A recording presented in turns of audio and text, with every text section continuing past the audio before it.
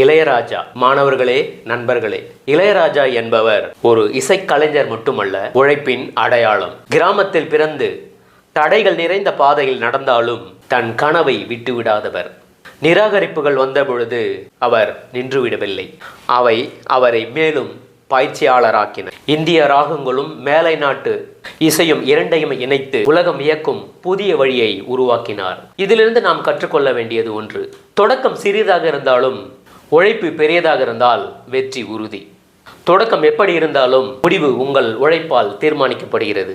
தினமும் கடின பயிற்சி, நேரத்தை மதிக்கும் பழக்கம், இதுவே அவரது வெற்றியின் அடித்தளம்.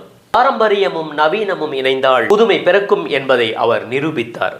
நம்மால் முடியும் என்று நிரூபித்தால் சூழ்நிலைகள் தடையாக மாறாது, அவை படிக்கட்டுகளாக மாறும்.